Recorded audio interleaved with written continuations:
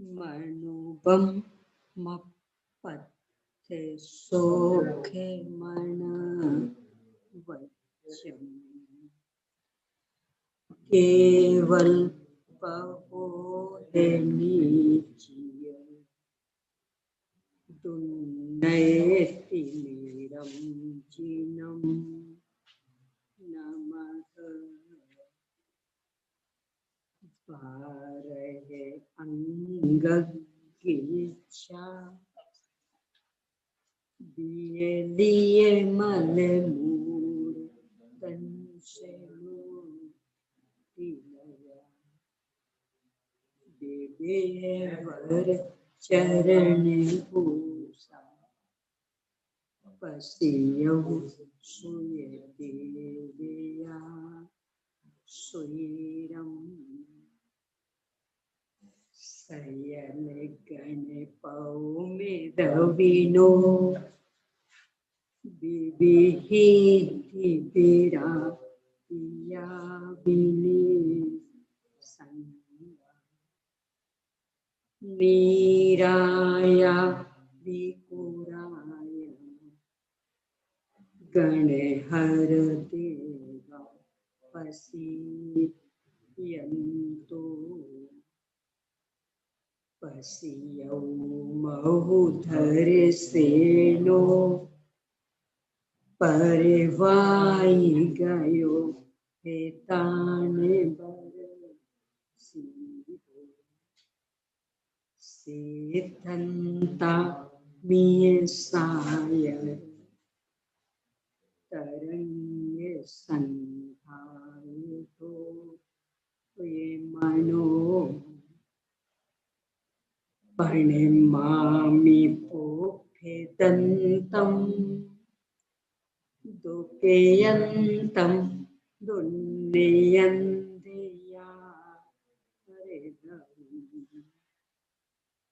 भगे सेवे मगे कंटे निसिसमि इवयिं सया दंतम परिमय कहे भूये बलिम केसे पासे परिभूये बलिम विनी है बम्मय पसरम बैठा विमल नाने बम्मय पसरम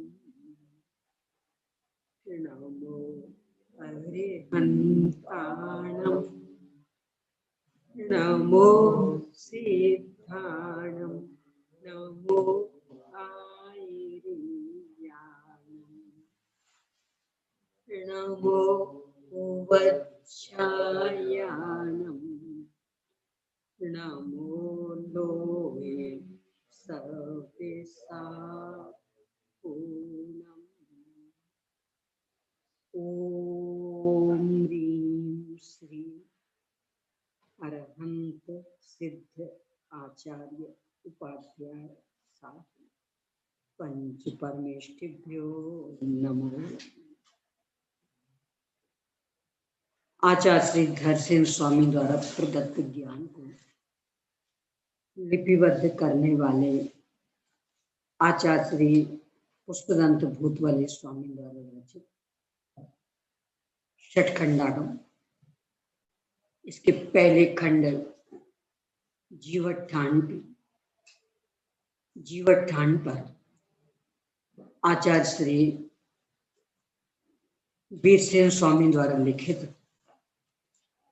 धवला टीका के 6 भागों में से पहले भाग पर अपनी चर्चा चल रही है। विषय क्रमशः चलते हुए मंगल के सर्वांग विश्लेषण के बाद में विषय वस्तु प्रारंभ करते हुए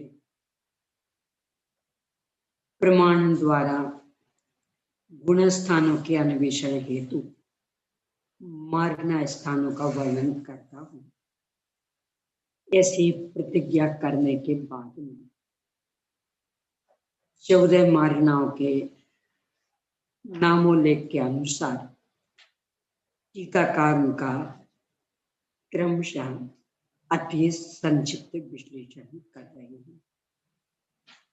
इसमें गति, इंद्रिय, काय, योग, वेद, कषाय, संयम,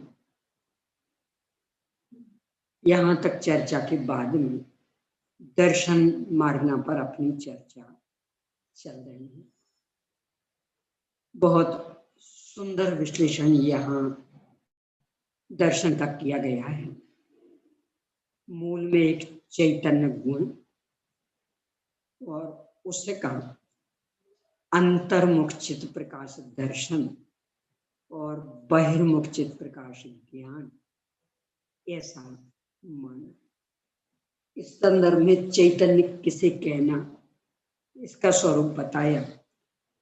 त्रिकाल विषयक अनंत पर्याय रूप जीव के स्वरूप का छद्मस्थ दशा में अपने क्षय उपशम के अनुसार जो संवेदन होता है उसे चैतन्य कहते हैं।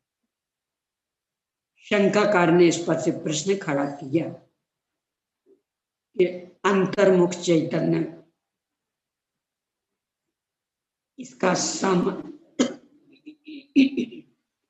अंतर्मुख चैतन्य बहिर्मुख प्रकाश, इसमें जो स्वरूप संबंधी है वह दर्शन और विशेष पर संबंधी ज्ञान, ऐसा यदि मानेंगे तो दर्शन ज्ञान में अंतर नहीं रहेगा। समाधान दिया कि दर्शन में किसी भी प्रकार का भेद में निर्णयात्मकता नहीं और ज्ञान में भेद प्रभेद करके निर्णयात्मकता है, यही इन दोनों में अंतर है। पुनः शिष्य का प्रश्न कि अंतरंग और बहिरंग सामान्य दर्शन और अंतर्बाह्य विशेषता ग्राहक ज्ञान, इसका समाधान ये दिया कि चूंकि प्रत्येक वस्तु सामान्य विशेषात्मक है, इसलिए दर्शन भी सामान्य विशेष दोनों को ग्रहण करता और ज्ञान भी सामान्य विशेष दोनों को ग्रहण करता। अंतर बस इतना कि दर्शन में व्यवसायत्मकता नहीं है, निर्णयात्मकता निश्चयात्मकता नहीं है, और ज्ञान में वह है। इस तरह का विषय अपन देख रहे हैं। यद्यपि एक बार पूरा प्रकरण अपन देख चुके, फिर भी स्पष्टता के लिए पुनः इसे देख रहे हैं। इस संदर्भ में 147 पेज पर जो वस्तु व्यवस्था को स्पष्ट करने वाली शंका और उसका समाधान, इसे अपन देखते हैं। 147 पेज पर दूसरी शंका, यदि सामान्य विशेषात्मक वस्तु का क्रम के बिना ही ग्रहण होता है तो अभी रहा ऐसा मान लेने में कोई विरोध नहीं आता है। समाधान ऐसा नहीं है, क्योंकि छद्मस्थों के दोनों उपयोग एक साथ नहीं होते। इस कथन के साथ पूर्वोक्त कथन का विरोध आता है। छद्मस्थों के उपयोग हमेशा क्रमशः। दूसरी बात यह है कि सामान्य को छोड़कर केवल विशेष अर्थ क्रिया करने में, यानी अपनी प्रयोजनभूत क्रिया सार्थक क्रिया करने में असमर्थ है, और जो अर्थ क्रिया करने में असमर्थ होता है वह अवस्तु रूप पड़ता, यानी शून्य, वह कुछ है ही नहीं अपने आप में। अतः उसका ग्रहण करने वाला होने के कारण ज्ञान प्रमाण नहीं हो सकता, यानी जो है ही नहीं उसको यदि ज्ञान जानता है तो ज्ञान जैसा सामान्य इसी तरह का तर्क विशेष में, तथा केवल विशेष का ग्रहण भी तो नहीं हो सकता है, क्योंकि सामान्य रहित अवस्तु रूप केवल विशेष में कर्ता कर्म रूप व्यवहार नहीं बन सकता। यानी सामान्य विशेष दोनों ही आवश्यक, यानी वस्तु का स्थायित्व और वस्तु की परिणमनशीलता, तभी वह प्रयोजनभूत कार्य करने में समर्थ है। इस तरह केवल विशेष को ग्रहण करने वाले ज्ञान में प्रमाणता सिद्ध नहीं होने से केवल सामान्य को ग्रहण करने वाले दर्शन को भी प्रमाण नहीं मान सकते। अर्थात जबकि सामान्य रहित विशेष और विशेष रहित सामान्य वस्तु रूप से सिद्ध ही नहीं होते, तो केवल विशेष को ग्रहण करने वाला ज्ञान और केवल सामान्य को ग्रहण करने वाला दर्शन प्रमाण कैसे माने जा सकते? यानी वो तो वस्तु स्वरूप से उल्टे हो गए, जैसी वस्तु नहीं है वैसा हो गया। सामान्य विशेष के संदर्भ में कल अपन ने आलाप पद्धति की कारिका की चर्चा की थी।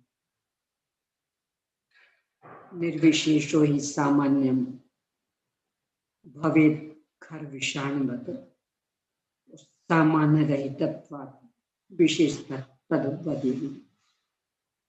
अपने समय सार की भी 17वीं अथवा 18वीं गाथा की टीका में भी इस तरह का एक प्रयोग है। सामान्य से रहित विशेष का श्रद्धान गधे के सींग के श्रद्धान के समान नहीं। वस्तु का स्वरूप ही सामान्य विशेष आत्मा, तो यदि उसको स्वीकार नहीं करेंगे तो आगे की कोई भी बात बनने वाली नहीं है। अब इस पर से शंकाकार की शंका कि आप यही कह रहे हैं ना कि सामान्य विशेषात्मक वस्तु को स्वीकार नहीं करेंगे तो प्रमाण नहीं बनेगा। नहीं बनेगा, आचार्य श्री कह रहे प्रमाण नहीं बनेगा का मतलब अकेला प्रमाण नहीं, तो कुछ ही नहीं बनेगा। ये चर्चा, यदि ऐसा है तो प्रमाण का अभाव ही क्यों नहीं मान लिया जाए समाज में? यह ठीक नहीं है, क्योंकि प्रमाण का अभाव मान लेने पर प्रमेय, प्रमाता आदि सभी का अभाव मानना पड़ेगा। यानी जानने का साधन नहीं, तो जानने वाला, जानने में आने योग्य पदार्थ, जानकारी, सब कुछ भी नहीं बनेगा, यानी सब शून्य हो जाएगा। शंकाकार इस पर से कहता ठीक है, ये भी नहीं रहे तो नहीं रहे। यदि प्रमेय आदि सभी का ही अभाव होता है तो हो समाधान, यह भी ठीक नहीं, क्योंकि प्रमेय आदि का अभाव देखने में नहीं आता, यानी तो प्रत्यक्ष विरुद्ध, यानी सारे पदार्थ दिख रहे हैं और फिर भी आप कह रहे हैं नहीं हो तो नहीं हो, ऐसा कैसे चलेगा? किंतु उनका सद्भाव ही दृष्टिगोचर होता है। अतः सामान्य विशेषात्मक बाह्य पदार्थ को ग्रहण करने वाला ज्ञान है और सामान्य विशेषात्मक स्वरूप को ग्रहण करने वाला दर्शन है, यह सिद्ध हो जाता है। उक्त प्रकार से दर्शन और ज्ञान का स्वरूप मान लेने पर वस्तु का जो सामान्य ग्रहण होता है उसको दर्शन कहते हैं। परमागम के इस वचन के साथ विरोधाता समाधान करते ऐसा भी नहीं है, क्योंकि आत्मा संपूर्ण बाह्य पदार्थों में साधारण रूप से पाया जाता है। इसलिए उक्त वचन में सामान्य संज्ञा को प्राप्त आत्मा का ही सामान्य पद से ग्रहण किया गया। सामान्य दर्शन, सामान्य मतलब आत्मा, आत्मा को, आत्मा का अवलोकन दर्शन। तो क्यों सामान्य? क्योंकि व्यक्ति परिवर्तन में जो उपयोग बदल रहा है, तो हर परिवर्तित उपयोग के समय आत्मा सामान्य हो जाती है। यानी कहीं से भी उपयोग हटके पहले आत्मा में आएगा, फिर दूसरी ओर जाएगा, इसलिए आत्मा सामान्य। अब इस पर से पुनः प्रश्न, यह कैसे जाना जाए? यहाँ पर सामान्य पद से आत्मा का ही ग्रहण किया। समाधान, क्योंकि पदार्थों के आकार अर्थात भेद को नहीं करके इस वचन से उक्त बात जानी जाती है। इसी को स्पष्ट करते हैं भावों के अर्थात बाह्य पदार्थों के आकार अर्थात प्रतिकर्म व्यवस्था को नहीं करके, प्रतिकर्म प्रत्येक अलग अलग गे नहीं करके जो ग्रहण होता है उसको दर्शन कहते हैं।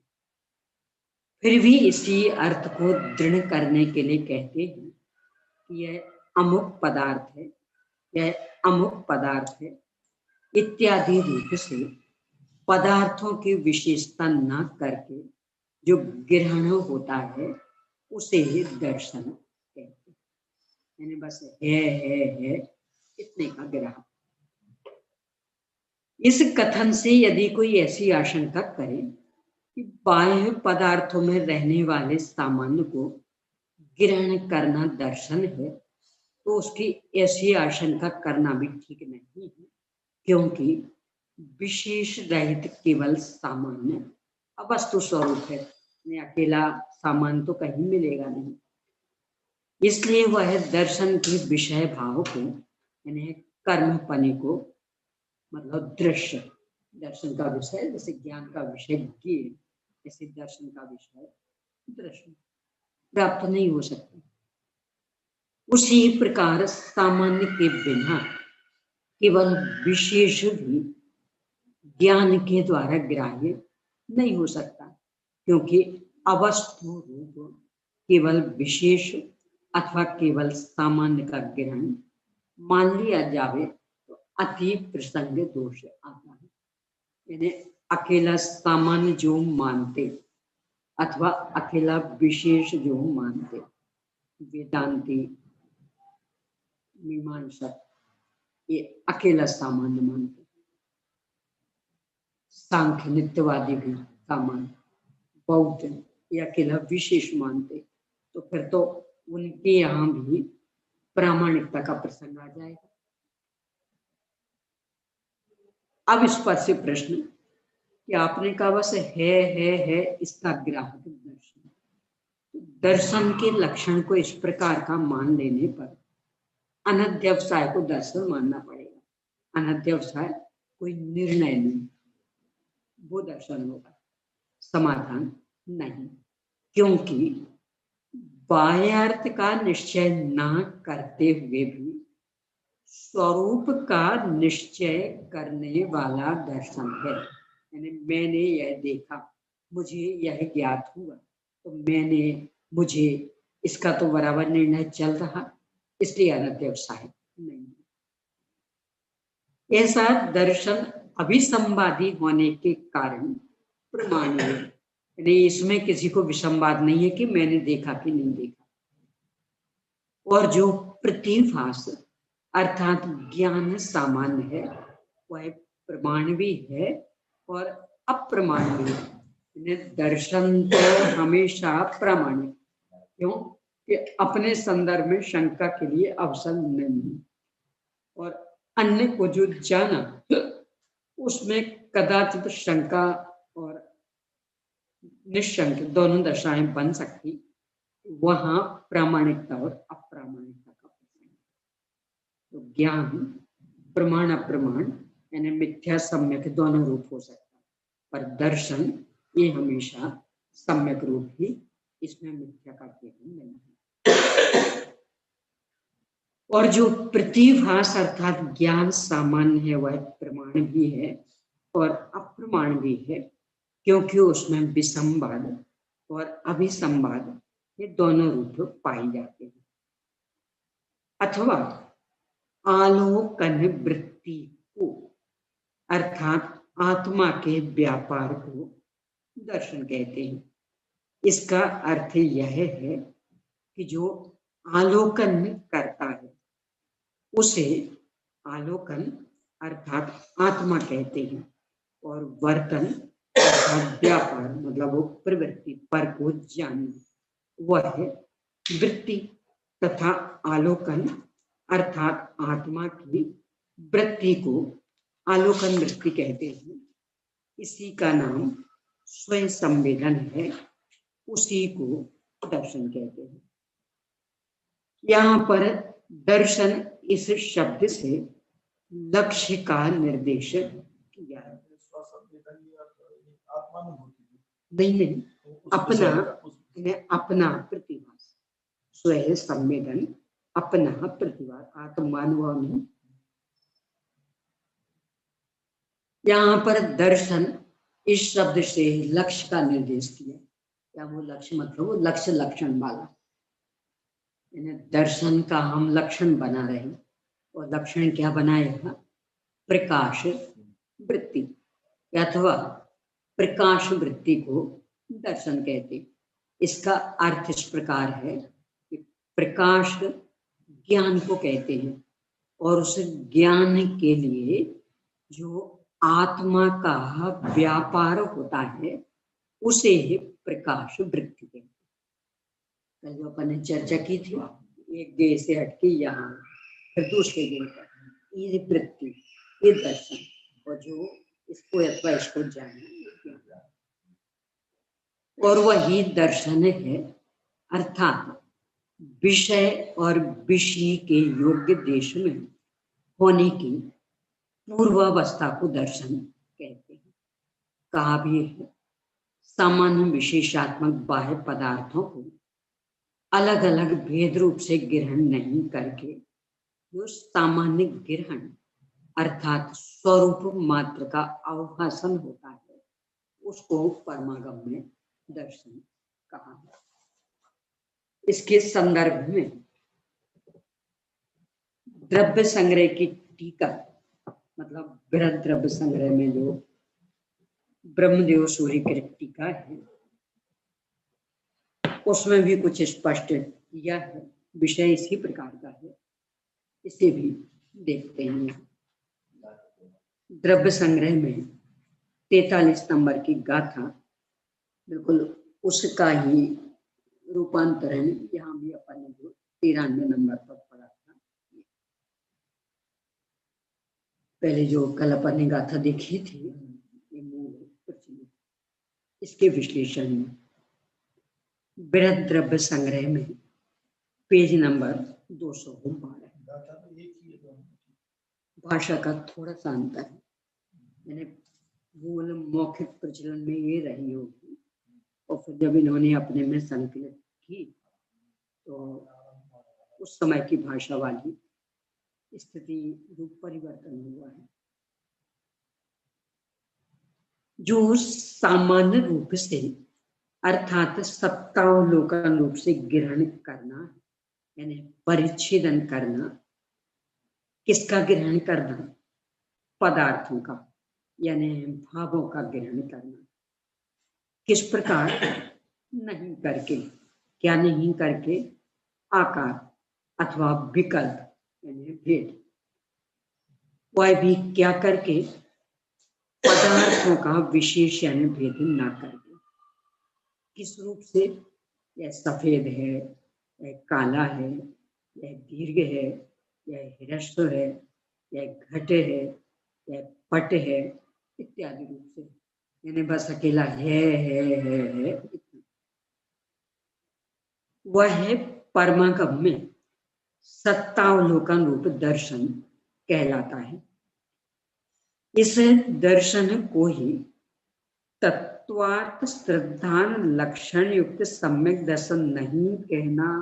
ये जो यहाँ है स्वयं संवेदन, उसको आत्मानुभव नहीं लेना। क्यों?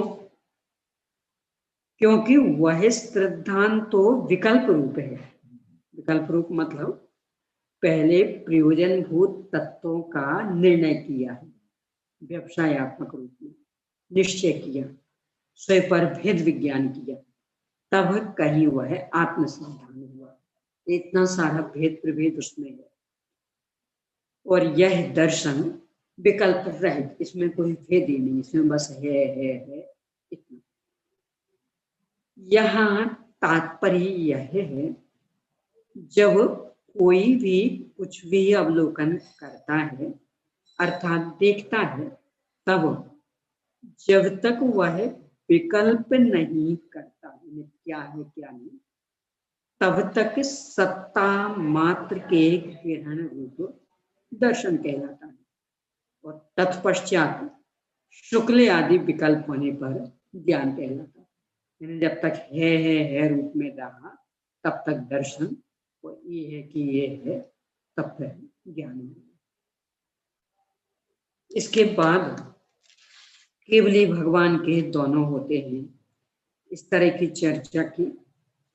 अन्य की भी किस तरह की स्थिति है इसकी भी चर्चा की। तो इस संदर्भ में अन्य मतों को लेकर के भी चर्चा आई है, इसे भी अपन देखते हैं। बृहद द्रव्य संग्रह में गाथा नंबर 44 पेज नंबर 213 पर ब्रह्मदेव सूर्य व्यक्त की गई, उसका विस्तार। चक्षु आदि इंद्रियों के अपने अपने 6 उपशम प्रमाण अपने योग्य स्थान में स्थित रूपादि विषयों का ग्रहण करना, वही सन्निपात संबंधी अथवा सन्निकर्ष कहलाता है। यानी ये जो ऐसा हुआ, ये सन्निकर्ष। अब इसमें कुछ है तो अकेला है पना, ये दर्शन क्या है, इसका उत्तर मिला। परंतु नैयायिक मत की भांति चक्षु आदि इंद्रियों का जो रूपादि अपने अपने विषयों के पास जाना, उसे सन्निकर्ष ना कहना, क्योंकि ये तो अपने यहाँ तो चक्षु और मन को अप्राप्तकारी माना, ये प्राप्तकारी मानते। तो जैसे उंगली ने इसे छुआ, ऐसे चक्षु ही छू करके ही जानता। आचार्य ने बहुत गंभीरता से इस पर विचार किया, तर्क वितर्क किए कि यदि आंख भी छू करके जाने तो अग्नि को कैसे जानेगी, तो जल ही जाएगी। हाथ छू करके जानता, यदि अग्नि को जानता छूके तो जल जाता। जैसे आंख भी छू करके जाने तो आंख को भी जलना चाहिए। इतना ही नहीं, जहां अपन बैठे हैं बीच में अंधेरा है, उसके बाद उजेला, तो बीच वाले पदार्थों को आंख नहीं देख पा रही, तो जहां उजेला है वो दिख रहा, तो कैसे दिख? यदि छू करके जानते होती तो पूरे में प्रवृत्ति होती, ये बीच का हिस्सा कैसे छूट गया? जैसे बहुत सारे तर्क वितर्क दे के ये कहा कि आंख सन्निकर्ष पूर्वक नहीं जानती। परंतु नैयायिक मत की भांति चक्षु आदि इंद्रियों का जो रूपादि अपने अपने विषयों के पास जाना, उसे सन्निकर्ष नहीं कहना। ऐसा संबंध जिसका लक्षण है, ऐसे लक्षण युक्त निर्विकल्प सत्तावलोकन रूप दर्शन है। यानी बस है इस रूप में, क्या है ये भेद नहीं। उस दर्शन पूर्वक यह सफेद है इत्यादि अवग्रहादि विकल्प रूप इंद्रिय और मन से उत्पन्न होने वाला मतज्ञान तदिंद्रियानिंद्रिय निमित्तम वाला, उक्त लक्षण वाले मतज्ञान पूर्वक धुएं से अग्नि का ज्ञान होता है। उसी प्रकार एक पदार्थ से दूसरे पदार्थ के ग्रहण रूप लिंगन यानी चिन्ह से साधन से उत्पन्न होने वाला और घटादि शब्दों के श्रवण रूप शब्दज यानी शब्द से उत्पन्न होने वाला। इस प्रकार दो प्रकार का श्रुति ज्ञान, एक शब्द वाला और एक चिन्ह वाला। अनुमान आदि चिन्ह वाले हैं, और जो सुनने आदि से हुआ वो शब्द वाला। अवधि ज्ञान अवधि दर्शन पूर्वक होता है। यह नामक मतियान पूर्वक मना पर्याय ज्ञान होता है। यहाँ सुरत ज्ञान और मना पर्याय ज्ञान को उत्पन्न करने वाला अवग्रह यह आदि रूप जो मति ज्ञान कहा है, वह मति ज्ञान भी दर्शन पूर्वक उत्पन्न होने से उपचार से दर्शन कहलाता है। ये क्या कह रहे? एक तो दर्शन पूर्वक ज्ञान, अब इसके बाद ज्ञान पूर्वक भी ज्ञान होता है। तो फिर ये चर्चा तो खंडित हो गई। उसके लिए कहा कि वो पहले का ज्ञान ही उपचार से दर्शन कहलाने लगे। देखो ऐसा नहीं, अपन जैसे सिद्ध भगवान के संदर्भ में अपन कहते ना, 8 कर्मों के अभाव में सिद्ध हुए। भगवान महावीर स्वामी 8 कर्मों के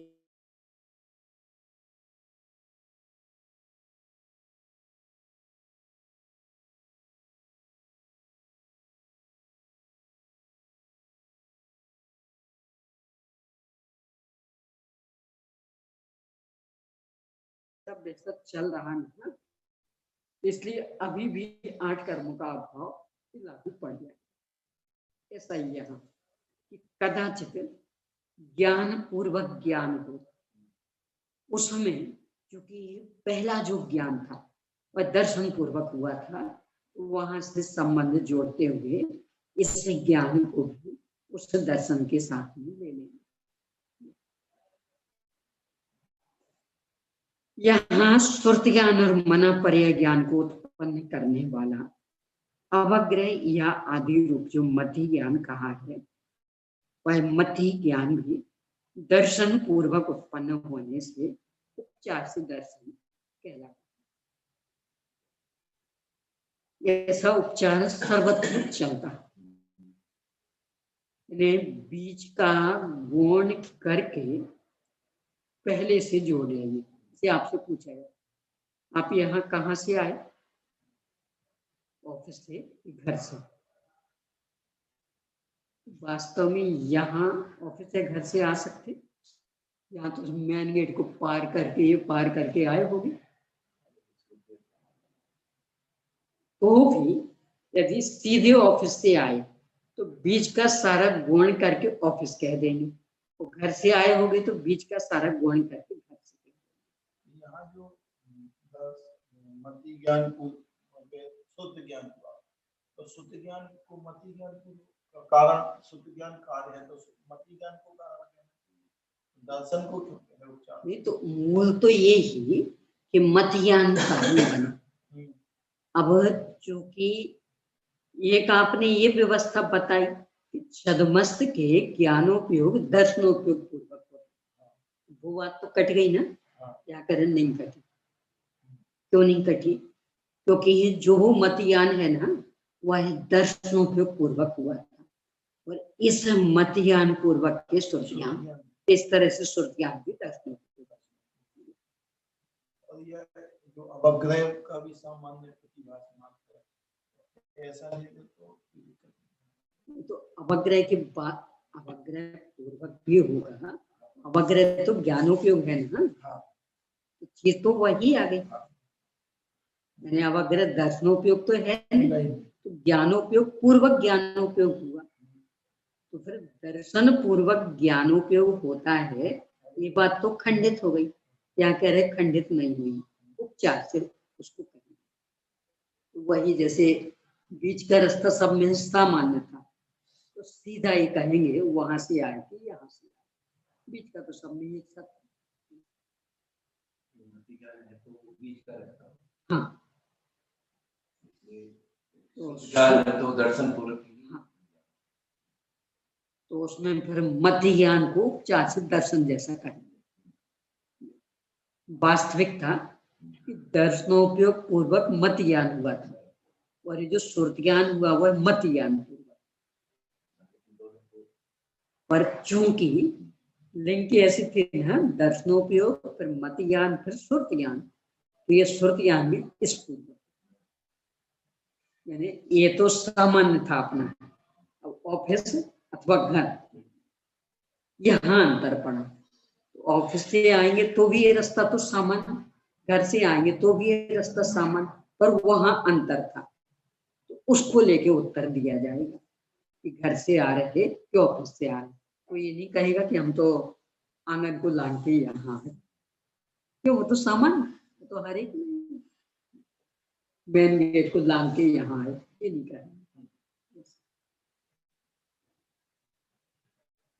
यहाँ सुरत ज्ञान और मना पर्याय ज्ञान को उत्पन्न करने वाला अवग्रह या आदि रूप जो मत ज्ञान कहा है, वह मति ज्ञान भी दर्शन पूर्वक उत्पन्न होने से उपचार से दर्शन कहलाता है। सुरत मति ज्ञान को भी दर्शन कह दिया। इसी कारण सुरत ज्ञान और मना पर्याय ज्ञान ये दोनों भी दर्शन पूर्वक जानना, यानी जो एक सिद्धांत पहले निर्णित था कि छद्मस्थ के दर्शनोपयोग पूर्वक ज्ञानोपयोग होता है, ये खंडित है। ऐसा ही अवधि ज्ञान में भी लगेगा। अवधि ज्ञान तो सीधा ही दर्शनोपयोग पूर्वक हुआ, यानी जैसे मत ज्ञान सीधा दर्शनोपयोग पूर्वक, मत ज्ञान में अवग्रह वाला। यहाँ अवधि दर्शन है तो अवधि दर्शन और अवधि ज्ञान। हाँ, तो जैसे अवग्रह नामक मत ज्ञान सीधा दर्शनोपयोग पूर्वक, ऐसे अवधि ज्ञान तो सीधा अवधि दर्शनोपयोग पूर्वक, पर यह वो अवग्रह पूर्वक, पर चूंकि अवग्रह दर्शनोपयोग पूर्वक था इसलिए यह भी दर्शनोपयोग, ऐसे फिर अवाय फिर धारणा फिर ऐसे ही सुरत, ऐसे ही मना पड़ेगा, इनमें उपचार। इस प्रकार छद्मस्थों को आवरण वाला क्षयोपशमिक ज्ञान होने से दर्शन पूर्वक ज्ञान होता। कल अपन ने चर्चा की थी कि वो एक मानने पर भी ये उत्तर उसका बैठ जाएगा कि चूंकि आवरण वाला ज्ञान यानी ज्ञप्ति परिवर्तन चल रहा है, इसके कारण कहीं से उपयोग हटकर कहीं आता तो बीच में आत्मा आ जाता। केवल ज्ञान में कहीं से हटकर कहीं आने वाली समस्या खत्म, इसलिए वहां दोनों ही एक साथ चल रहे। केवल ही भगवान को निर्विकार स्वयं संवेदन से उत्पन्न निरावरण छाये ज्ञान होने से मेघ रहित सूर्य के युगपत आतप और प्रकाश की भांति दर्शन और ज्ञान दोनों युगपथ ही होते हैं, ऐसा मानना। छद्मस्थ शब्द का अर्थ क्या? छद्म शब्द से ज्ञान,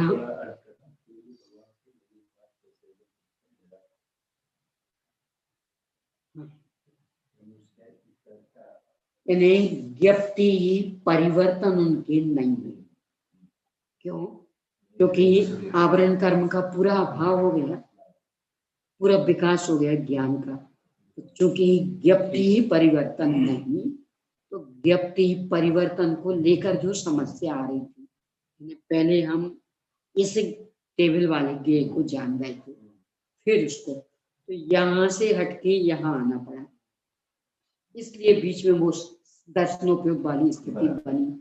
सर्वज्ञ भगवान की वो समझ ही नहीं रही, इसलिए पूरा ये तो उदाहरण जैसे बादल छा रहे हो तो सूर्य का प्रकाश कहीं दिखता और कहीं नहीं दिखता, उसमें फर्क पड़ता जाता।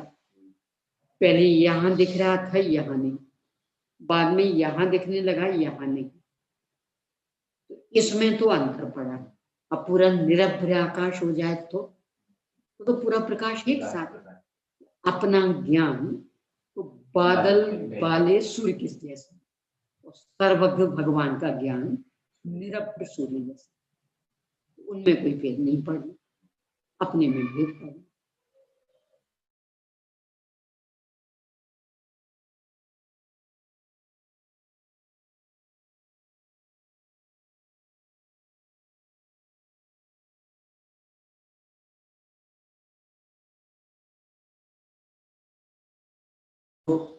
न्याय वाला, तर्क वाला प्रकरण, वो जिसके लिए खास अपन ही देख रहे हैं।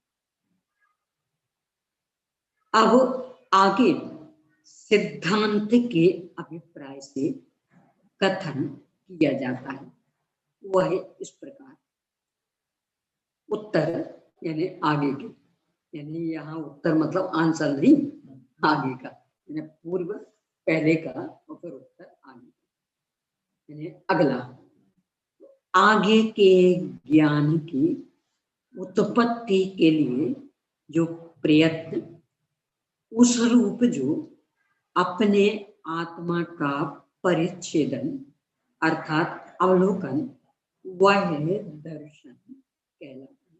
तो अपन ने कहा जैसे पहले इसको जान लो, अब इसके बाद इसको जानने के लिए हमारा प्रयत्न, तो यहाँ से उपयोग हटके यहाँ आया, और फिर यहाँ से यहाँ, इस प्रयत्न का नाम दर्शन यानी प्रक्रिया, इसका नाम दर्शन।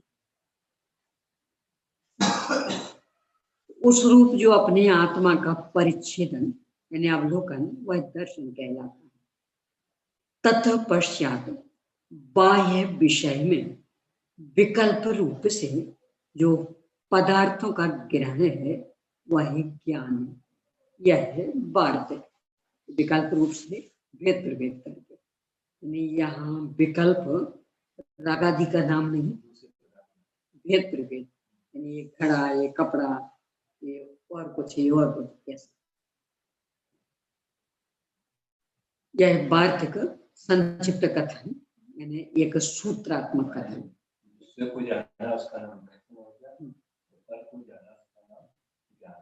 नहीं नहीं, भेद किए बिना जाना ये दर्शन, और भेद किए बिना सत्ता अवलोकन ये दर्शन, और भेद करके जानना ये ज्ञान।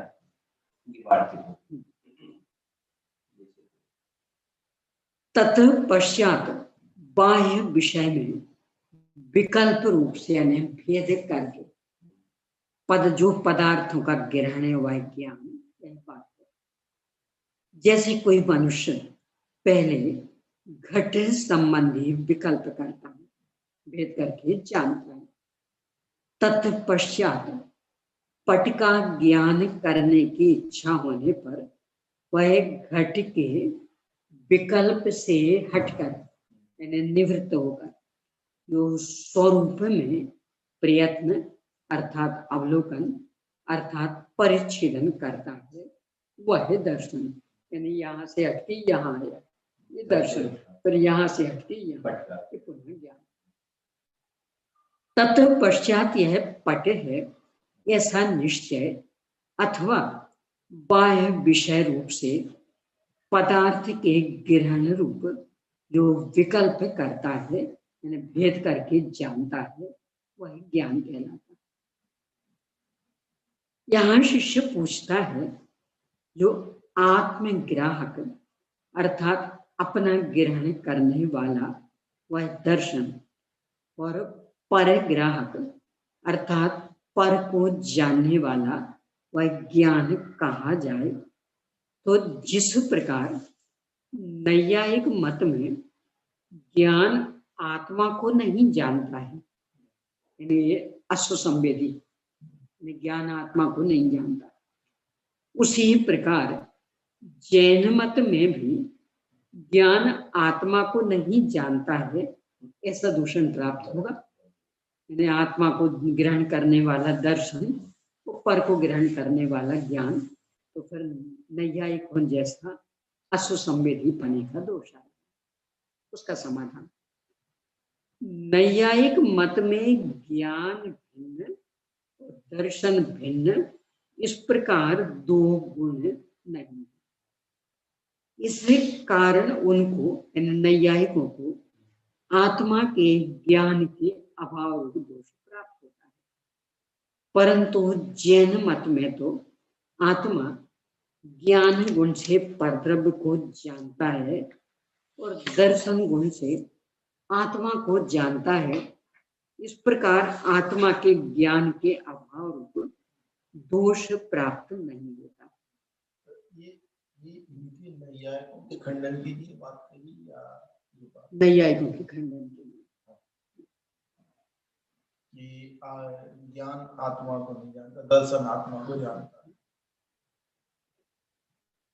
यह दोष क्यों नहीं प्राप्त होता?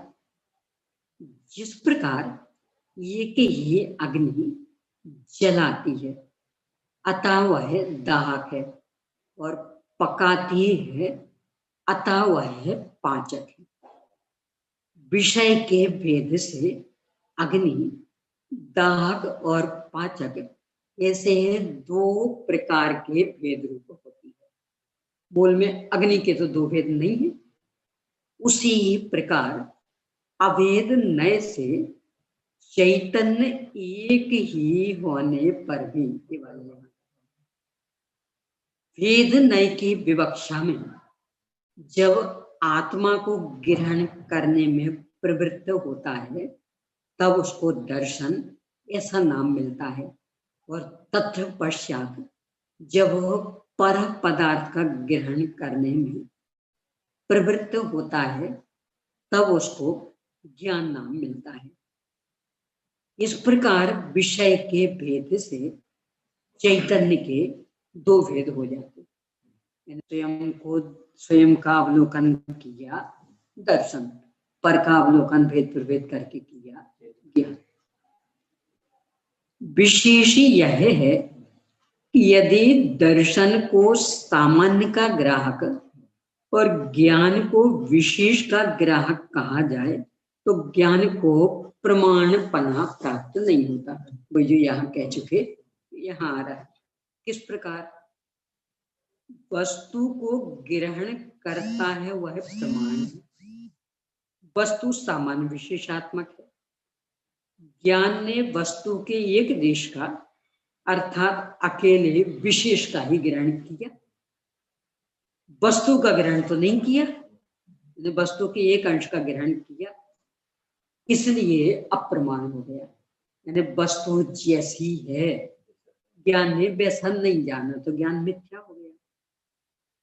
सिद्धांत से तो निश्चय नय की अपेक्षा से गुण और गुणी अभिन्न है। अतः संशय विमोह और विभ्रम रहित वस्तु का जो ज्ञान वह ज्ञान स्वरूप आत्मा ही प्रमाण है। वह दीपक की भांति स्वयं और पर के सामान्य और विशेष को जानता है। इसी कारण अभेद रूप से उस आत्मा को ही प्रमाण बना है। इन्हें स्वयं पर दोनों को जान रहा, सामान्य विशेष दोनों को जान रहा। शंका, यदि दर्शन बाह्य विषय का ग्रहण नहीं करता तो अंधे की भांति सब मनुष्यों को अंधपने का प्रसंग आता, या उसके लिए अनध्यवसाय कहा था।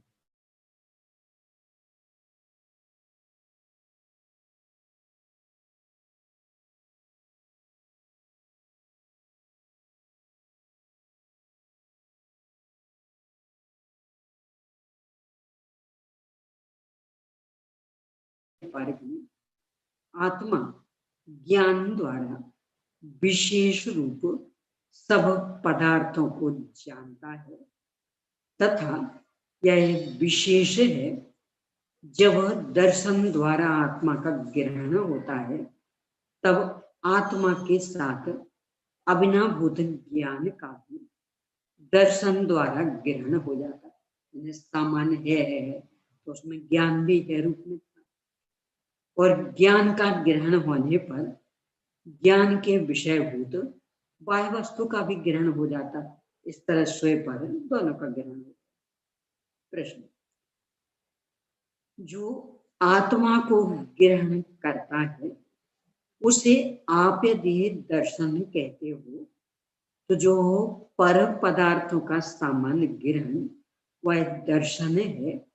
इस गाथा का अर्थ आपके कथन में किस प्रकार घटित होता? यानी वहां तो पदार्थों के सामान्य ग्रहण को दर्शन कहा था और आप कह रहे आत्मा के ग्रहण को दर्शन।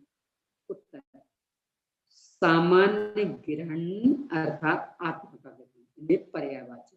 क्यों? क्योंकि सब में आत्मा सामान्य रहा, वह है दर्शन। प्रश्न, सामान्य का अर्थ आत्मा किस प्रकार होता है?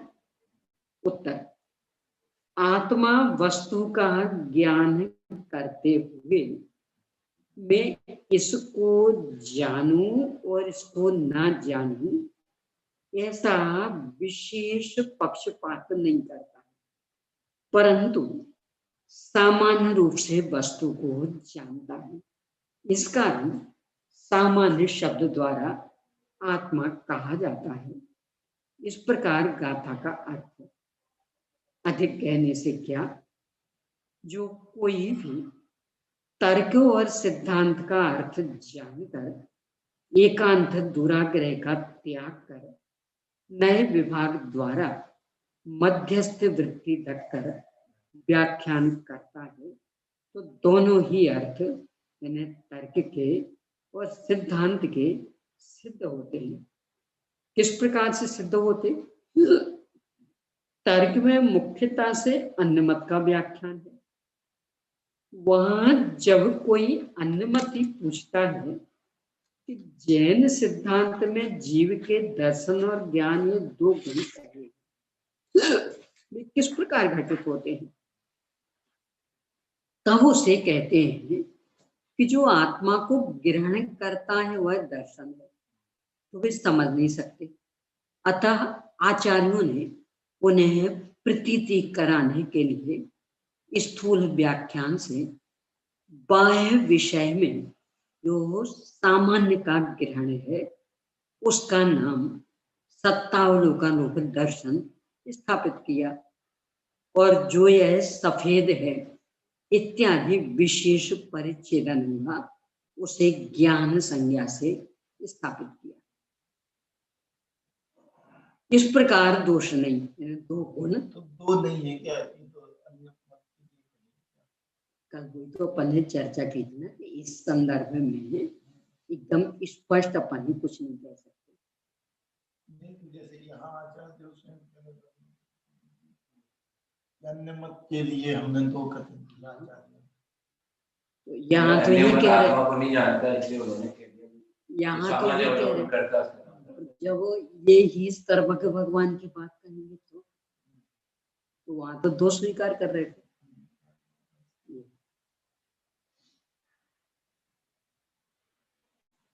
जो आत्मा को ग्रहण करता है वह दर्शन, तो वे समझ नहीं सकते। अतः आचार्यों ने उन्हें प्रतीति कराने के लिए स्थूल व्याख्यान से बाह्य विषय में जो सामान्य का ग्रहण है उसका नाम सत्तावलोकन रूप दर्शन स्थापित किया, और जो यह सफेद है इत्यादि विशेष परिच्छेदन हुआ उसे ज्ञान संज्ञा से स्थापित किया है। इस प्रकार दोष नहीं।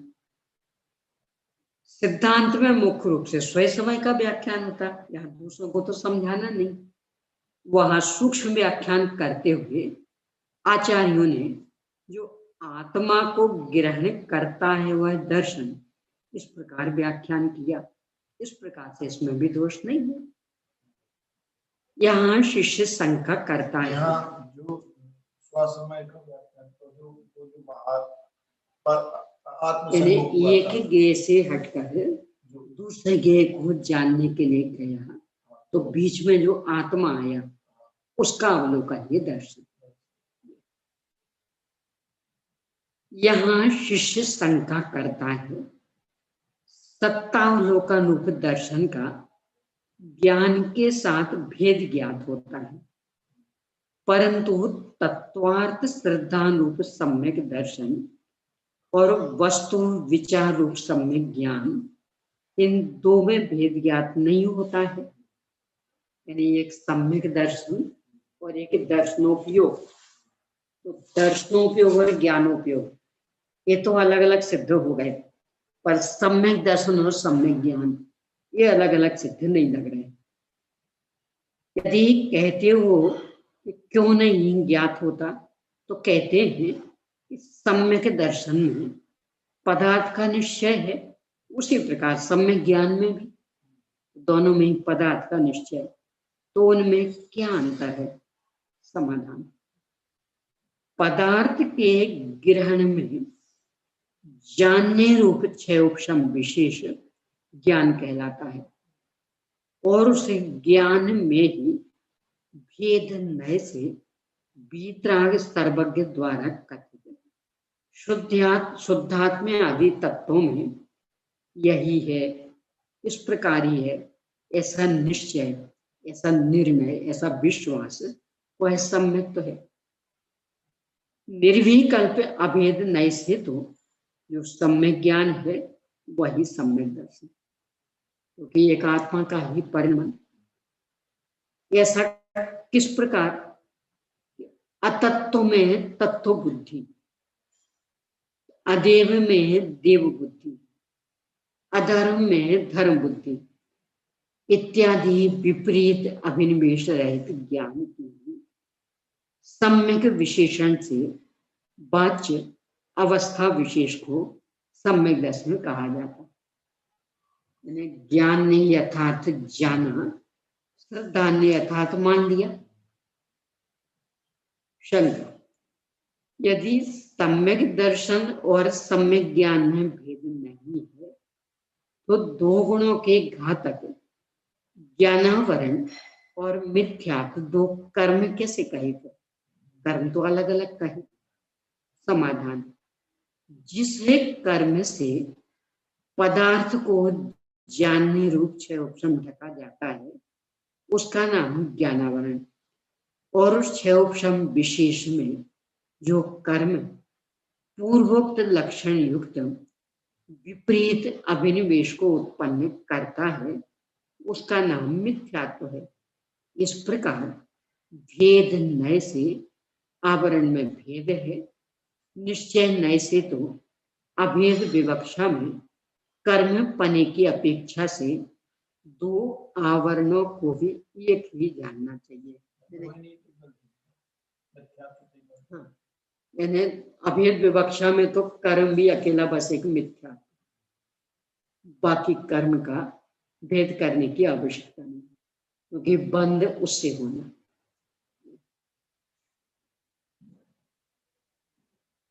ये जो प्रकरण है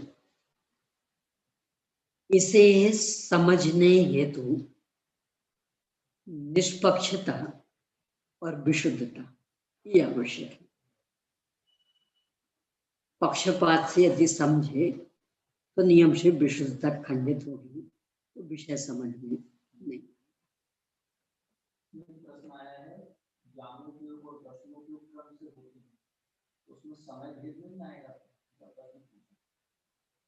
तो समय भेद है ना, समय भेद स्वीकृत है, यानी पहले दर्शनोपयोग फिर ज्ञान उपयोग। तो दर्शनोपयोग का व्यय, ज्ञानोपयोग का उत्पाद।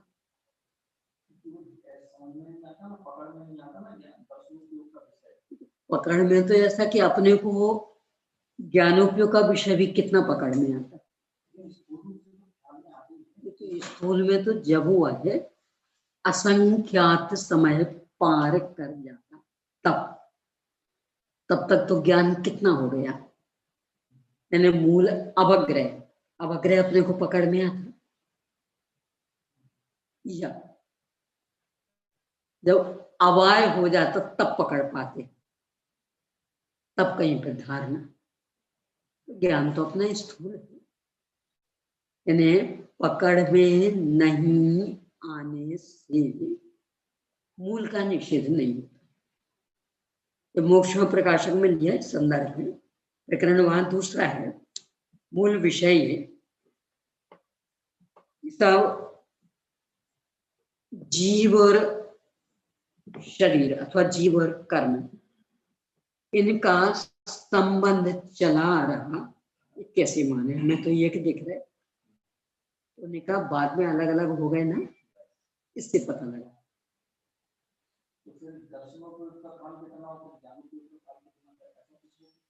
ऐसा कुछ नहीं, इसलिए कि हर दर्शनोपयोग के बाद ज्ञानोपयोग होगा ही होगा, ऐसा नियम नहीं। किसी विषय का दर्शनोपयोग हुआ, ज्ञानोपयोग हुआ ही नहीं। अब यही स्थिति ज्ञानोपयोग में अवग्रह हुआ दर्शनोपयोग के बाद, तो उसका यह हो गई ऐसा नियम नहीं। यह हो गया तो अवाय हो गई ऐसा नियम नहीं, अवाय हो गया तो धारणा हो गई ऐसा नियम नहीं। इसलिए समय में हम नहीं बांध सकते, नियम तो है नहीं। चेतन है, चेतन में पहले जो हुआ है बाद में चेतन में जो है का अवलोकन हुआ, ये दर्शनों को, और अमुख है ये अवलोकन हुआ ही। चेतन की दो गुण है, पहले होता है उसका नाम दर्शन, बाद में होता है पहले बात का नहीं है उसका नाम ये दर्शन। और क्या है? जीव है कि पुतगल है, घड़ा है कि कपड़ा है, उदाहरण दिया जाता है ना, जो हम ट्रेन में जा रहे हैं, वो पेड़ आदि कितने सारे को कुछ है ऐसा है, लेकिन ये नहीं है कि ये पेड़ है। हाँ, ये वो अवग्रह। अब दर्शनों पे उससे भी पहले हो गए, तो जब आप अवग्रह ही नहीं पकड़ पा रहे तो दर्शनों पे को कैसे पकड़ेंगे? एकदम स्थूल ज्ञान है अपने इस छोटे से ज्ञान से, केवल ज्ञान द्वारा ज्ञात वस्तु को नापना कितना अपना, जिसको कहें बचपना, ये वस्तु व्यवस्था केवल ज्ञानियों ने बताई, सब कुछ जानने वालों ने, तो हम अपने इतने से ज्ञान से नाप रहे हैं। वो जो उदाहरण दिया जाए, पहले कपड़े आदि हाथ से नापे जाते थे, तो उसमें एक बड़े व्यक्ति का हाथ, मतलब 20 साल के व्यक्ति का, अब उसको 2 साल का बच्चा नापे, और फिर कहे नहीं ये तो इतना नहीं, ये तो इतना नहीं चलेगा, बेटा यहाँ तेरा हाथ नहीं चलेगा, वो जो मापक हाथ वो चलेगा। ऐसे ही यहाँ सर्वज्ञ भगवान के ज्ञान से निर्णय होगा। अपना ज्ञान तो बचपने वाला हाथ,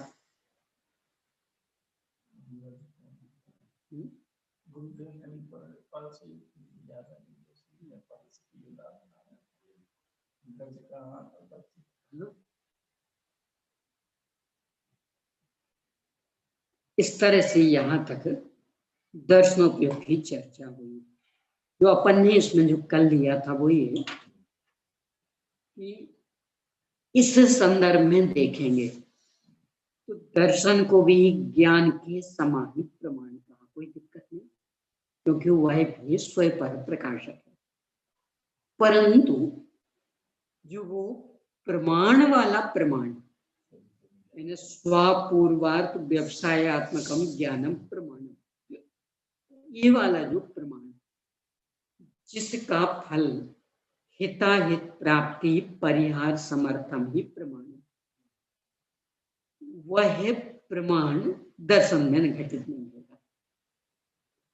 क्यों? क्योंकि वो व्यवसायत्मक ही नहीं है, निश्चयात्मक ही नहीं, निर्णयात्मक भी नहीं, तो उसमें हिताहित की प्राप्ति और परिहार संभव ही नहीं। ये इतना समझ नहीं, नहीं, दर्शन मूल में दर्शन में सम्यक मिथ्या का भेद ही नहीं। दर्शन में सम्यक मिथ्या का भेद ही नहीं। क्यों? अभिसंवादी, अभिसंवादी क्यों? क्योंकि विशेष वो देख ही नहीं रहा। फिर प्रमाण अप्रमाण भी नहीं आएगा। हाँ, परंतु यहाँ जो चर्चा की कि चूंकि वह सामान्य विशेष दोनों का ग्राह्य, तो ज्ञान को उधर के दर्शन को इस प्रकरण में तो दर्शन प्रमाण, अप्रमाण का तो प्रश्न ही नहीं। यदि ज्ञान मिथ्या दृष्टि का ज्ञान है तो उसके दर्शन को भी हम नहीं, इसलिए कि मिथ्या दृष्टि के ज्ञान में स्वरूप विपर्यास, भेदाभेद विपर्यास, कारण विपर्यास ये चल रहे, दर्शन में तो ये होते ही नहीं, तो अब अप्रमाण कैसे कहते? यानी विपर्यास होना चाहिए ना। ज्ञान की ओर यदि कथन करे तब भी ज्ञान की ओर से कथन करेंगे तो भी नहीं करेंगे। और उसका प्रमाण यही है कि ज्ञान के तो मिथ्या ज्ञान और सम्यक ज्ञान ये भेद किए, पर दर्शन के नहीं किए। इसका मतलब ज्ञान में तो औपचारिकता लागू पड़ेगी, दर्शन में नहीं पड़ी। प्रश्न है उसी संबंध में, जिस समय ज्ञानोपयोग का कार्य चल रहा है तो उस समय दर्शनोपयोग क्या किसी और पदार्थ को विषय बना रहा है? क्योंकि परिणामन तो प्रति समय चलता है, परिणामन तो प्रति समय चलता है। सामान्य का आत्मा किस प्रकार है, किसी और का है, ऊपर इस प्रकरण के अनुसार चूंकि उपयोग एक चैतन्यानुविधायी परिणाम, एक उपयोग वह जब सामान्य को विषय करता तो दर्शनोपयोग, वो विशेष को विषय करता तो ज्ञानोपयोग। तो उपयोग तो एक ही है, एक काल में एक ही परिणाम होगा। जब ज्ञानोपयोग चल रहा तो दर्शनोपयोग नहीं चलेगा इस प्रकरण के अनुसार।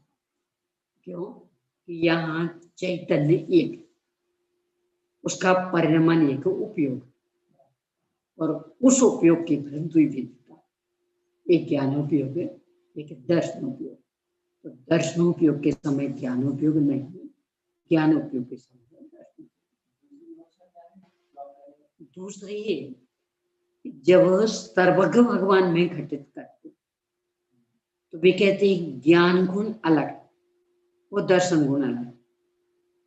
तो चूंकि दो गुण अलग अलग तो उनका परिणाम भी अलग अलग। तो इसलिए जिस समय केवल ज्ञान सक्रिय, उसी समय केवल दर्शन भी सक्रिय, दोनों का परिणाम चल रहा है।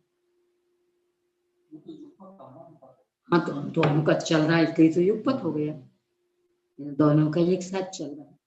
और यहाँ के मूल में चैतन्य गुण, उसका परिणाम उपयोग, और वह उपयोग एक, कभी ज्ञान उपयोग कभी दर्शन उपयोग। तो यहाँ युगपत नहीं, यहाँ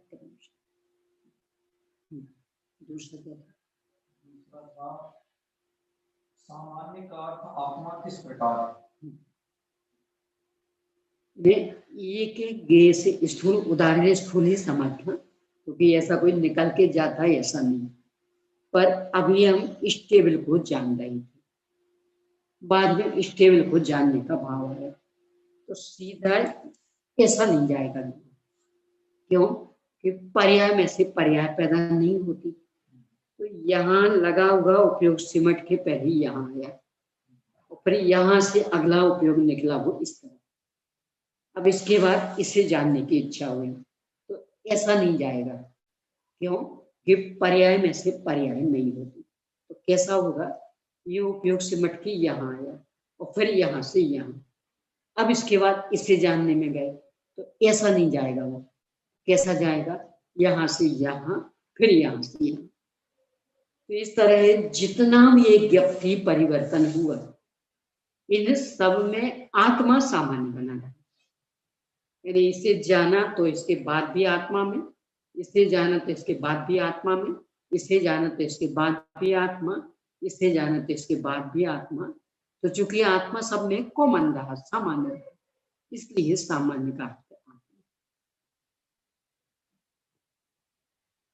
इस प्रकार में हर जगह सामान्य ने आत्मा नहीं, इसलिए क्योंकि कितना भी व्यक्ति परिवर्तन हो, ये गे से हटके दूसरे गे की ओर उपयोग जाएगा तो उसके पहले वो आत्मा में मिलेगा। तो आत्मा सब में एक साथ, इसलिए सामान्य।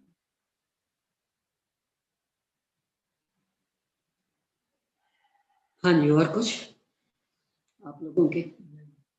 चलिए, अब प्रकरण बदल रहा है, दिशा मार्ग। हाँ बोलिए। अभी हमारे ये जो दोनों गुण अलग अलग,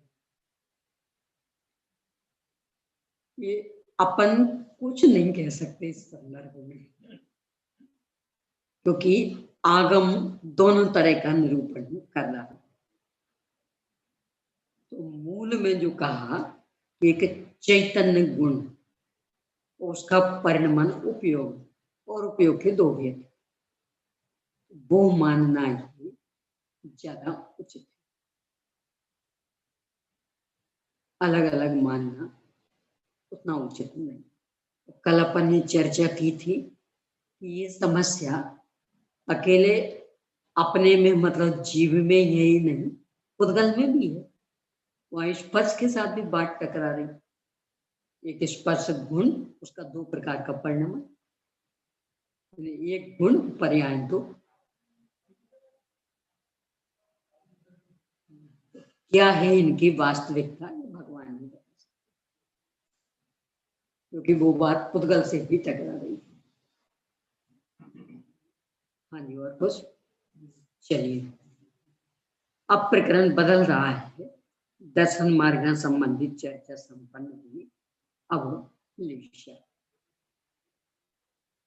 जो लिंपन करती है उसे लिष्या कहते हैं।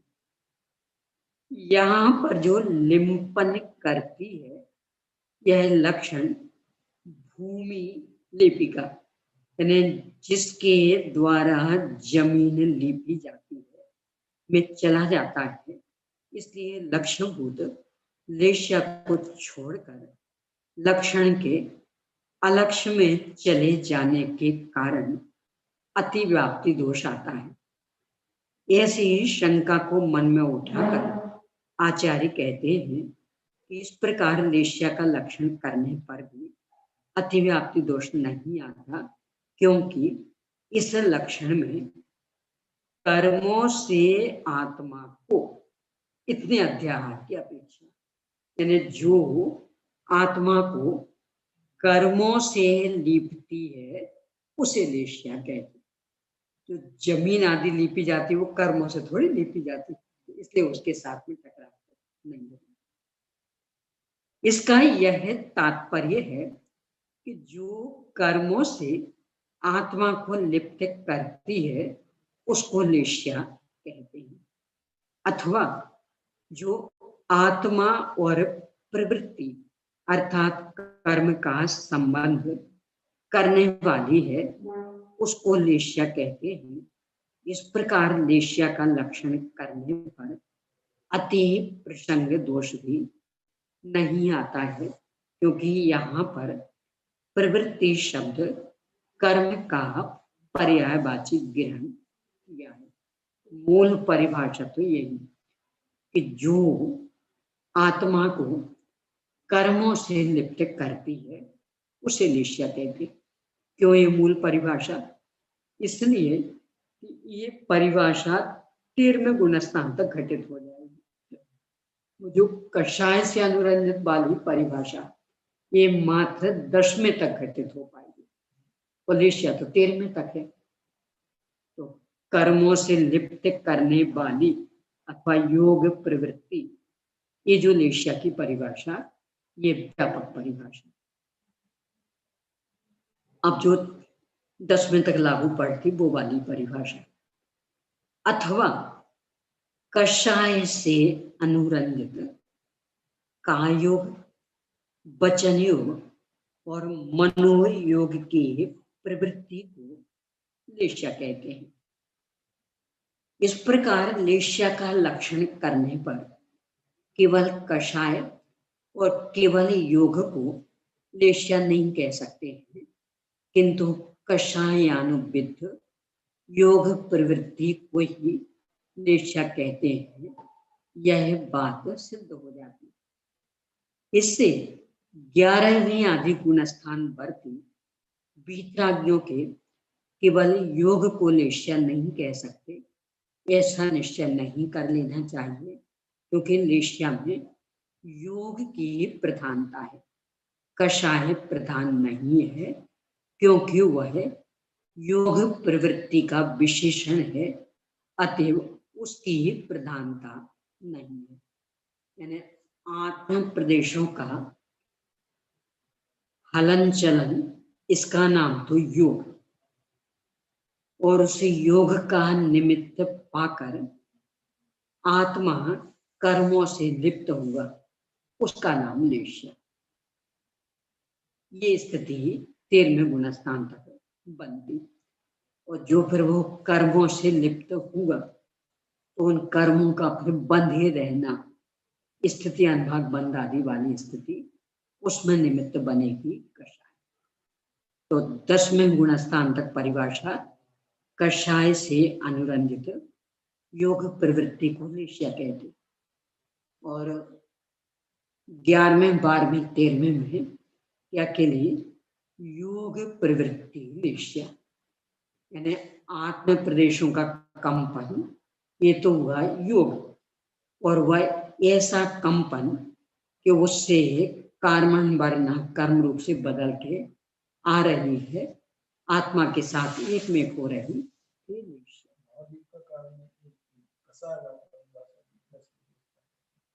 और उसमें बस एक ही फिर 11वें 12वें 13वें में क्या करेंगे, इसलिए यहाँ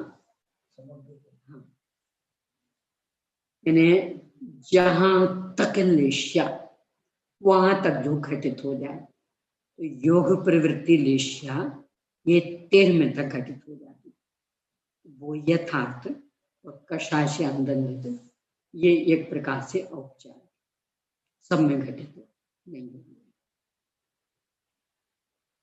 आस्त्रों के आधार से भी अपन समझ सकते, ईर्यापथ आस्त्रों में कारण लेश्या, अथवा ईर्यापथास्त्रों जहां तक हो रहा वहां तक लेश्या, और सांप्रदायिक आस्त्रों में कारणभूत एक कषाय वाली। 10वें तक सांप्रदायिक आस्त्रों, तो 10वें तक तो कषाय से अनुरंजित योग प्रवृत्ति लेश्या, और 11वें से 13वें तक मात्र योग प्रवृत्ति लेश्या। ये जो शरीर का हलन चलन अथवा वाणी का बोलना आदि, ये ना योग है न लेश्या है, ये तो पूर्णतया पुद्गल का परिणाम। कदाचित शरीर बिल्कुल यूं स्थिर हो और तो भी योग प्रवृत्ति लेश्या चल रही, वचन बिल्कुल बंद हो जाए तो भी योग प्रवृत्ति लेश्या चल रही, यानी वो जो शक्तिभूति योग, यानी आत्म प्रदेशों का कंपन, वो योग, और उसका निमित्त पाकर जो कर्मों से लिप्त हो रहा, तो जिससे कारण लिप्त हो रहा वो कारण लेश्या। समझाने के लिए अपन बाहर के चिन्हों से समझा लेते हैं, पर वास्तव में शरीर आदि की प्रवृत्ति ये पूर्णतया जड़ का परिणाम, ना ये लेश्या है ना ही योग है। बोलना, शरीर का हलन चलन आदि, और यही तो कारण 13वें गुण स्थान तक शुक्ल लेश्या, जब योग निरोध हो जाता तब भी शुक्लेश्वर चल रही, और योग निरोध महीने भर तक काफी है। आदिनाथ भगवान का योग निरोध 1 माह का था। योग निरोध हुआ मतलब अब बिहार नहीं, वाणी नहीं, सम्मोहन भी विकसित हो गया, मैंने बिल्कुल अचल बैठे हैं, अचल विराजमान। और तो भी सम्मोहन विकसित हुआ तो नीचे ना नहीं, मूल तो ऊपर भी पहले पहुंचते हैं, उनके आधार से सम्मोहन बनता है। पहले वे ऊपर आ जाते तब सम्मोहन बनता, तो सम्मोहन विकसित हो जाए तो भी वे तो यथा ऊपर। यानी सम्मोहन पहले बने बाद में भी ऐसा नहीं, पहले वे तो जितने ऊपर पहुंचे उनसे 4 अंगुल नीचे सम्मोहन।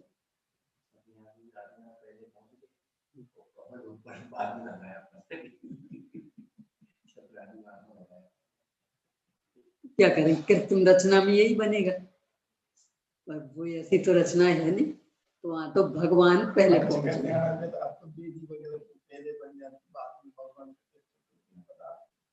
तो भी छू करके जो रखना पड़ता, विराजमान करने होते हैं ना। वो तो बाद में लगा, भगवान तो पहले पहुंचे, समोसन में भी यही होता है, भगवान तो पहले पहुंच जाते हैं, छत्रादि मानते हैं, उसमें वो देने के लिए नहीं पाते हैं, जो बाप का काम होता है ना, तो उसमें वो जो काम करना पहले कर लो, जब भगवान विराजमान हो गए उसके बाद फिर कोई काम नहीं। क्या करें, व्यवस्थाएं हैं, कहीं रुपयों के कारण अटकता तो कहीं कारीगरों के कारण अटक जाता।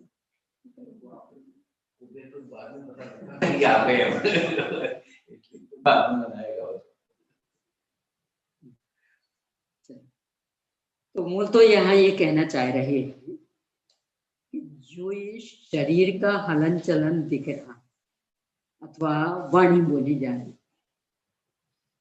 उपचार का उपचार करके भले ही अपन इसे लेशिया कह दें, वास्तव में ना ही लेशिया है ना ही योग है, ये पूर्णतया जड़ का परिणाम।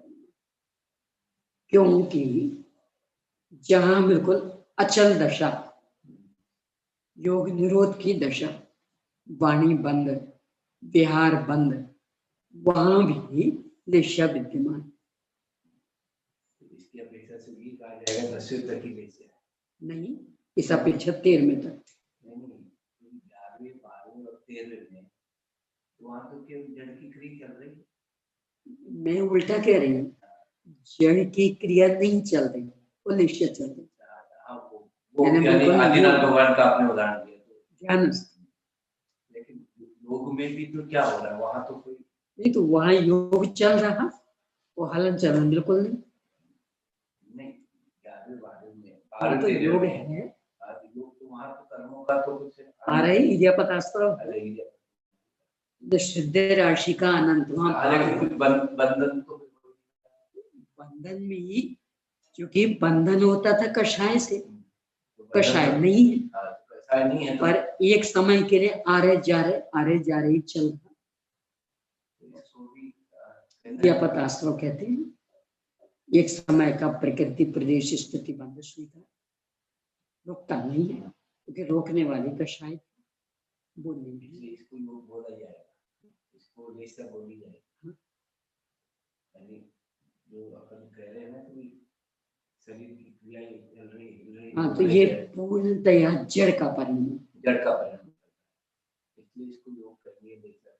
ये एकदम उपचार के उपचार का उपचार, यानी मूल आत्म प्रदेशों का कंपन, ये योग आत्म प्रदेशों का कंपन वो शक्तिभूत, मूल तो वो योग, और उसका निमित्त पा करके आत्म प्रदेशों का हलन चलन, और उसका निमित्त पा करके फिर यहाँ शरीर का, इसका निमित्त पा करके हाथ पैर का ऐसा हिलना, आवाज आती निकलना, तो उपचार के उपचार का उपचार। वास्तविकता ये पूर्णतः पुद्गल का परिणाम है। जो शक्तिभूत योग है वो आत्मा का, उसका निमित्त पाकर जो आत्मोपदेश पूरे घूम रहे हैं ये भी आत्मा का, और उसका निमित्त पाकर जो कर्मण वर्ग कर्म रूप से आ रही और आत्मा उससे लिप्त हुआ, यानी एक क्षेत्रावगाह संबंध को प्राप्त हुआ, वो लेशन, जिस कारण ये हुआ वो लेशन सिद्ध दशा में अपना। यहाँ प्रश्न है लेस्या और कषाय में क्या अंतर है? कषाय चार त्रिगुण की विकृति, लेस्या मूल रूप में देखें तो निष्क्रियत्व गुण की विकृति, इतना अंतर पड़ जाएगा। यानी एक अनुजीवी गुण की विकृति, एक प्रतिजीवी गुण की विकृति। ये के रहने पर अनंत सुख नहीं होगा, अनंत सुख क्या पूर्ण सुख भी नहीं होगा। यानी कषाय के रहने पर पूर्ण सुख नहीं, अनंत सुख नहीं, और लेस्या के रहने पर अव्यवहार सुख नहीं। ये जिस मोटा प्रकाशक में आया है 8वें अधिकार में, ऐसे ही किसी जीव में मन वचन काय की चेष्टा थोड़ी होती दिखाई देती है, तथापि कर्माकर्षण शक्ति की अपेक्षा बहुत योग कहा, मतलब वो कसाई की अपेक्षा, तथा किसी में चेष्टा बहुत दिखाई देती है तथापि शक्ति की हीनता से अल्प योग कहा। तो उदाहरण दिया जैसे केवली गमनादि क्रिया रहित हुए, वहां भी उनके बहुत योग कहा। इसलिए तो कषाय नहीं पे योग है ना, आत्म प्रदेशों का कम है। सिद्ध राशि के अनंत में है भाग और अभव्य राशि से अनंत गुणे, इतने कर्म परमाणु 13वें गुण स्थान तक आ गए, है योग निरोध दशा बिल्कुल। अच्छा आदि जीव गमनादि करते हैं तथापि उनके अल्प योग कहा, केवली के बहुत योग इसी अपेक्षा, यानी क्योंकि अनंत वीर्य है, आत्म प्रदेश का कंपन बहुत है, शक्ति भूति होती, और दो इंद्रिय आदि के मनोयोग तो है ही नहीं, दो है मन।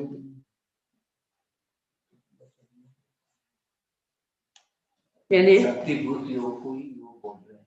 हाँ, और लेस्या भी उसी को बोला जाता है। शक्ति भूति योग को अगर योग बोला जाएगा तो उनके तो सबसे ज्यादा योग हो रहा है, तो वही तो कह रहे हैं, उनके सबसे ज्यादा योग हो रहा है, तो फिर बंधन भी उनके सबसे ज्यादा मानना चाहिए।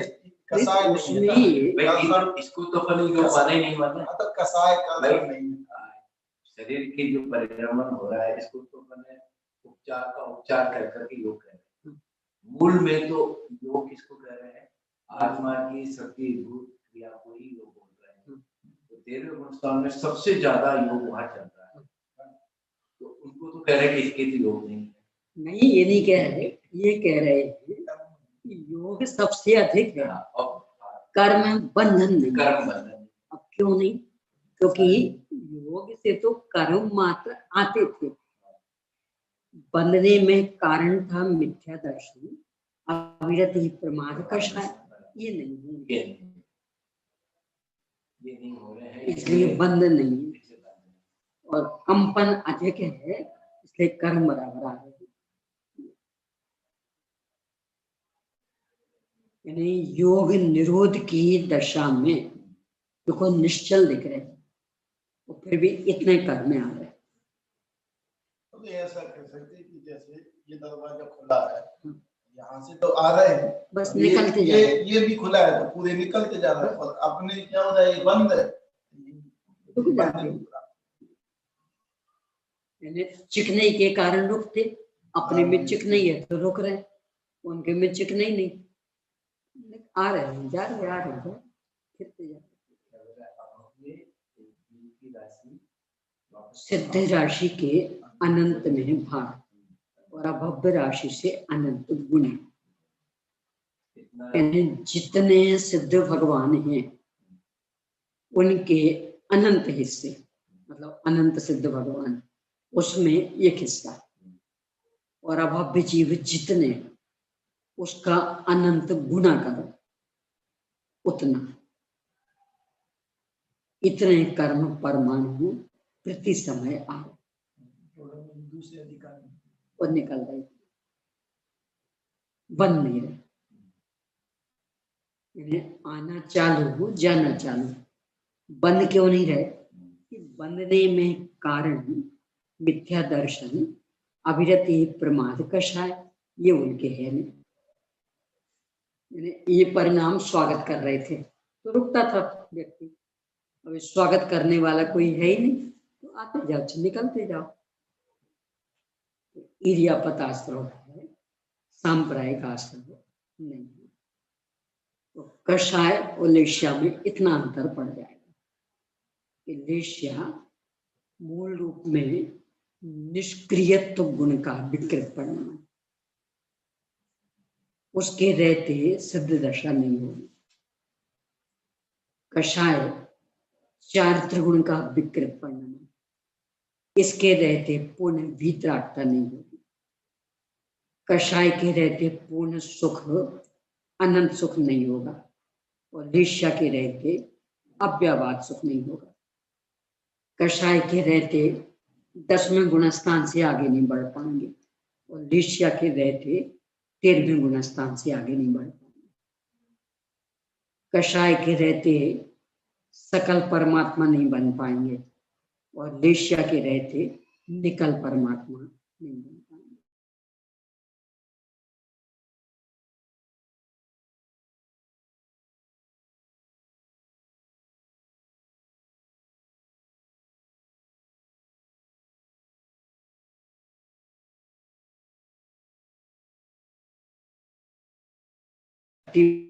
कंपन, ये योग और उसकी प्रक्रिया, उसका परिभ्रमण, कि जिससे कर्म आते हैं, आत्मा के साथ एक क्षेत्र होगा संबंध को प्राप्त होते, वह है लेश्या।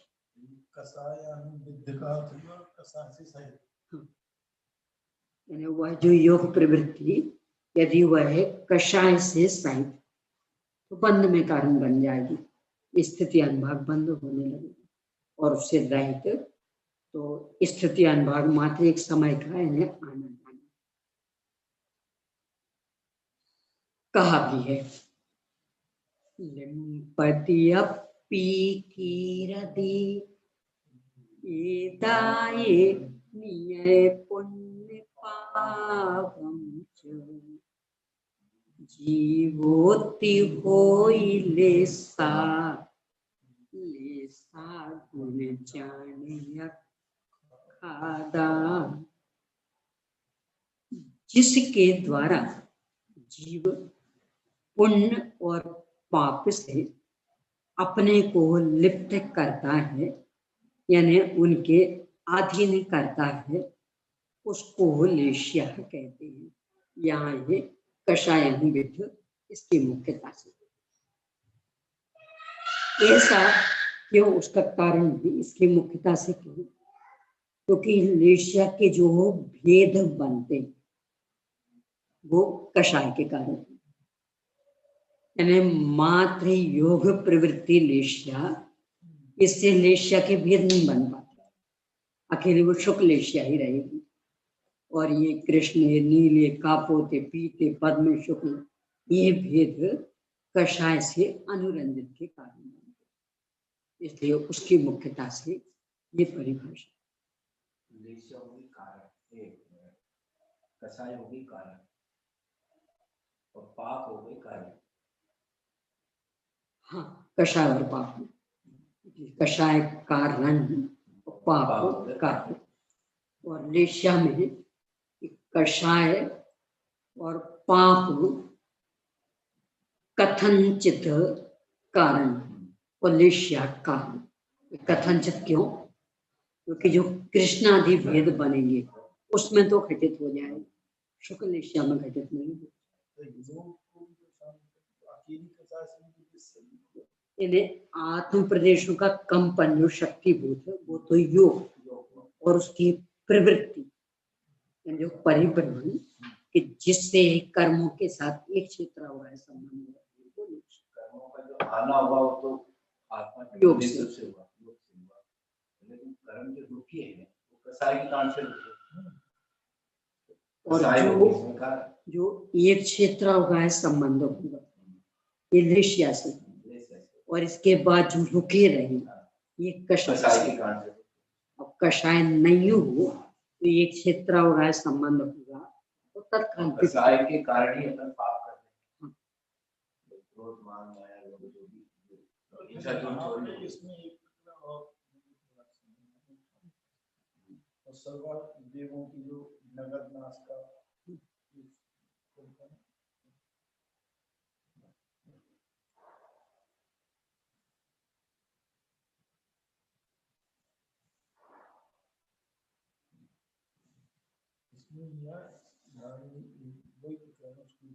इसी प्रकार किसी जीव में कसायों की प्रवृत्ति तो बहुत है परंतु उसकी अंतरंग कसाय शक्ति थोड़ी है तो उसे मंद कसाई कहते हैं।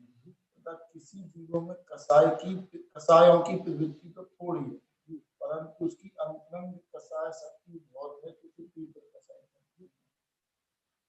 तो ये कैसे अंतरंग उदाहरण दिया व्यंतरादि देव कसायों से नगर नाशादि कार्य करते तथापि उनको थोड़ी कसाय शक्ति से करेगी और एकेंद्रीय जीव कसाय कार्य करते दिखाई नहीं देते तथापि उनको बहुत कसाय शक्ति से कृष्ण नेत्रादि करेगी।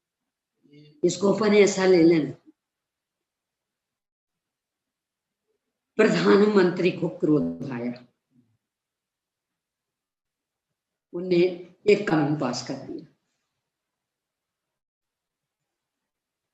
इसके बाद उनका साफ तो अन्य काम में लग गए।